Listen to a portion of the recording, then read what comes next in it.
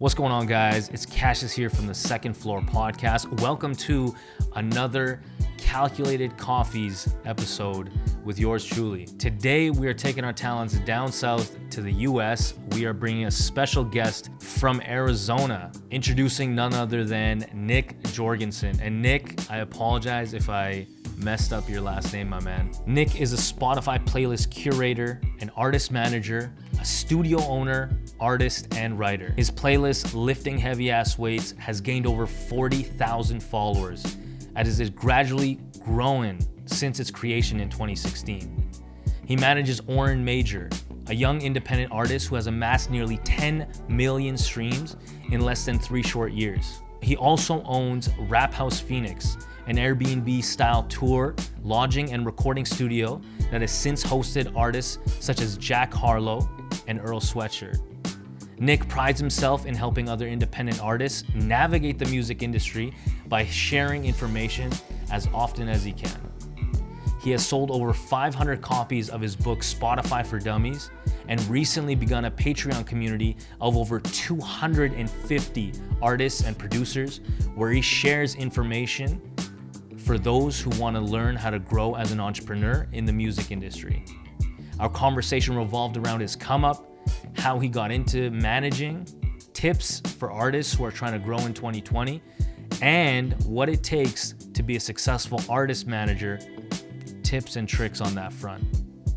So I'm super excited for you guys to dive in. Let's get it.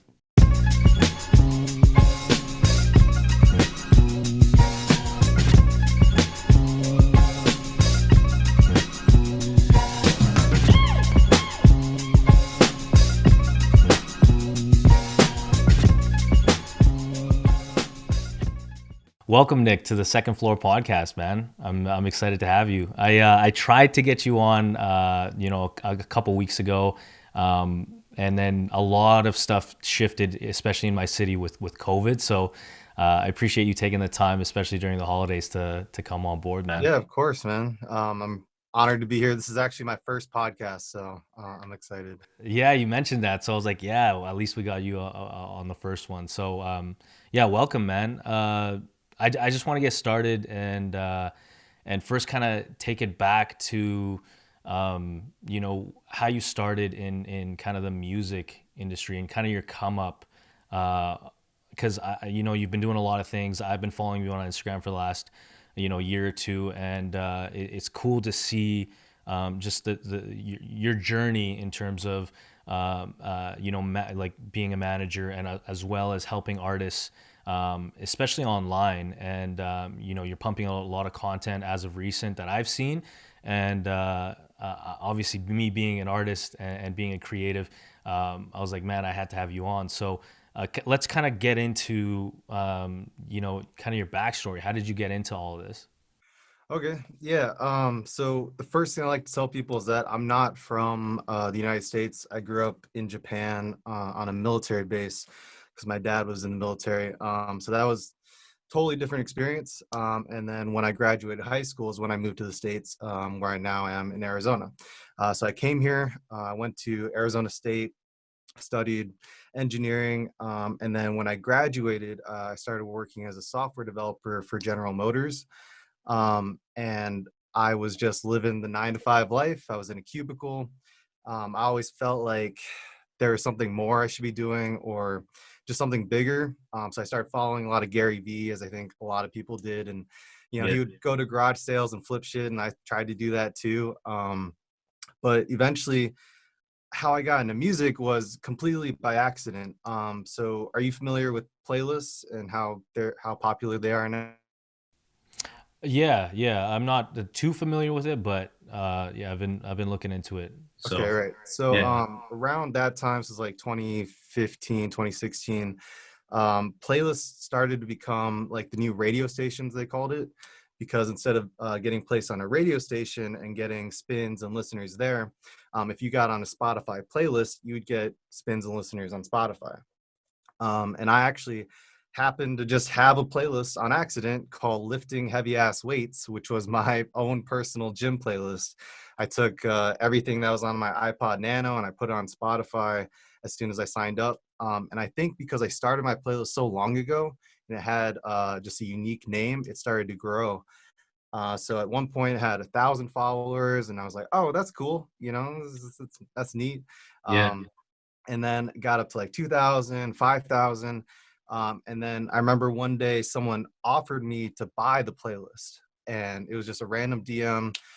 Someone offered me like $100 for it, but they wanted to take all my music off and put all their music on. I was like, nah, this is my playlist. Yeah. And it's still the one that I used to work out, so it's my playlist. But as it started to grow, people started to reach out to me, including the guy who wanted to buy it. I started working with Universal Music Group because they had a streaming department, and so they would send me recommendations and just kind of loop me in there. And then one day, this artist named Orrin Major reached out to me, and I loved his music. I started helping him out just because I thought he deserved more listeners, including using my playlist and doing all these other things. And then I got his music video placed on a large social media channel. It was called Born Famous. And the guy who runs Born Famous, who is a good friend now, he asked me how I knew Orrin Major. And I didn't have an answer to that question because I was just a guy helping him out. I had a playlist, wasn't technically in the music industry. Yeah.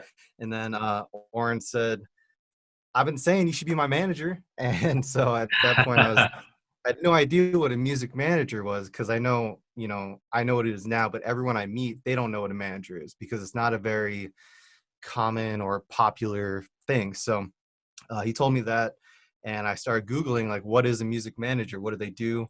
I started trying to figure it out. So I took the legal steps. I hired an entertainment lawyer, just Googled the first one, drafted up a management contract, and I signed Orrin back in July of 2017.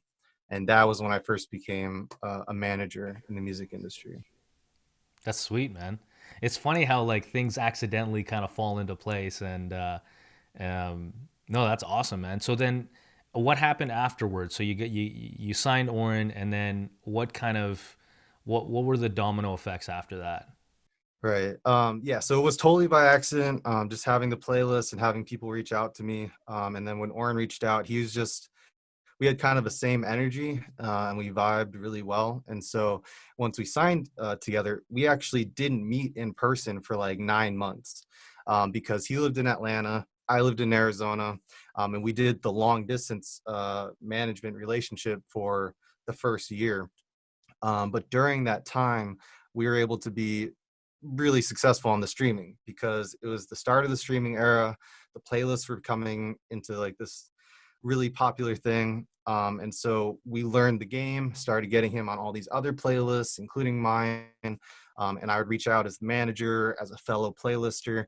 And we started to see his numbers grow. And within that first year, I think we hit 1 million streams. Amazing. Yeah. And it was unbelievable, because I guess we had just been one of the first ones to kind of figure out that game. If you can get on playlists, you can grow your numbers, you can grow your listeners, and become a successful artist that way. And so that was kind of the first year of us working together. And then he finally flew out to Arizona. We met. Luckily, it worked out because I was really nervous to meet him in person, after working so long remote like that. But Yeah. yeah. And just one of the things from that is this, even though COVID, stopped everything, we were used to working remote. So it actually didn't hurt us as much because we were used to just being in different cities anyways. So he's still in Atlanta and I'm still in Arizona right now. Nice. And how has that, like, what I see now is like you're obviously, you're catering to artists online. You're starting your own content. You're providing a lot of value. And that's one of the things that intrigued me following you is like you provide so much value up front. And why, like, what kind of is the passion of helping artists, is that just kind of grew with, helping Orrin build his following and his audience? Is that kind of what triggered that, or was there, something else that came about? Thanks for tuning in. I hope you enjoyed it. To support this channel, go to patreon.com/Qashus to get more videos like this. and on topics such as filmmaking, creativity, and business. Thanks so much for watching.